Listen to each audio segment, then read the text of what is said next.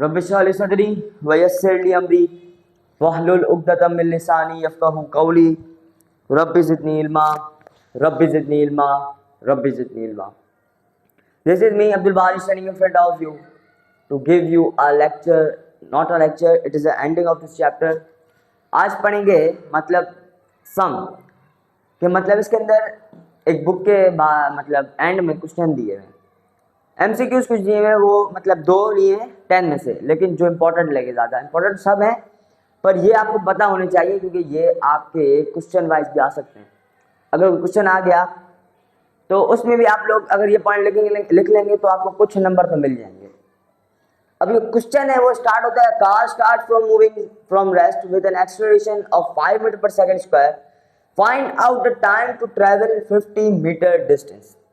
अब इसमें लग रहा क्या है, इसमें लग रही है इक्वेशन ऑफ द मोशन जो कि है सेकंड इक्वेशन जो आपको मैंने पढ़ाई थी, जो कि बराबर थी distance is equal to VRT minus 1/2 GT square.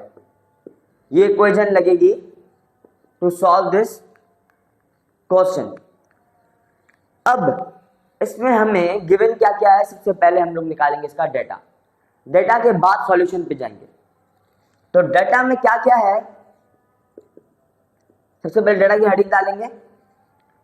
तो सबसे पहले हमें गिवन है कि car start from moving from rest, मतलब एक चीज अभी एक रेस्ट से चली, जब रेस्ट में थी तो उसकी जो वेलोसिटी थी वो क्या थी, वो थी 0। इनिशियल जो यहाँ पर गिवन है वो थी 0।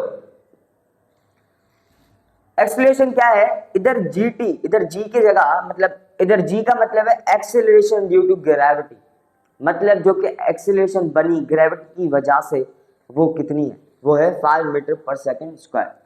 तो G इधर क्या होगा 5 मीटर पर सेकंड स्क्वायर।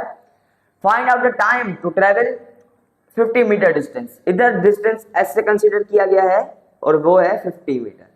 मालूम क्या करना है हमें, टाइम। ये बन गया हमारा डाटा।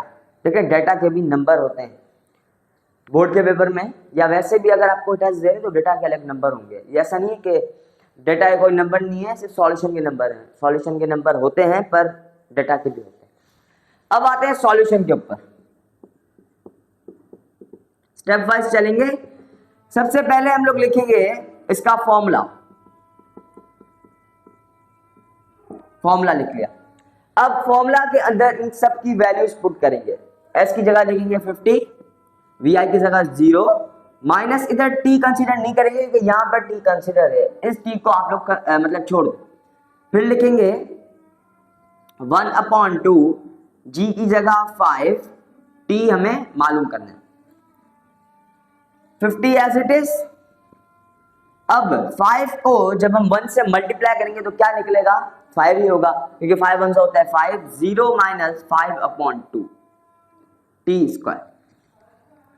अब ये 2 यहां पर हो रहा है 50 से डिवाइड, वहां जाकर क्या हो जाएगा, वहां जाकर हो जाएगा इनसे मल्टीप्लाई।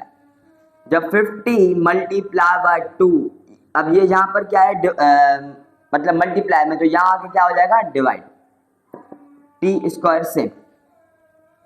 50 को जब मल्टीप्लाई करेंगे 2 के साथ तो आएगा 100, और 5 को जब हम लोग डिवाइड कर देंगे तो बनेगा इक्वल्स टू T स्क्वायर, तो आंसर होगा 20 इक्वल्स T स्क्वायर। अब यहां पर हमें खाली T चाहिए था, T स्क्वायर नहीं चाहिए, खाली T चाहिए, तो हम लोग दोनों तरफ स्क्वायर रूट लगा देंगे। स्क्वायर रूट से कैंसिल हो जाएगा, 20 का स्क्वायर रूट क्या होता है, जो कि बनेगा 4.47 मीटर मतलब सेकंड, जो कि हमें निकला टाइम इसका। अब ये आ गया इसका एक एक्चुअल आंसर जो कि मिला हमें किससे, second equation of the motion.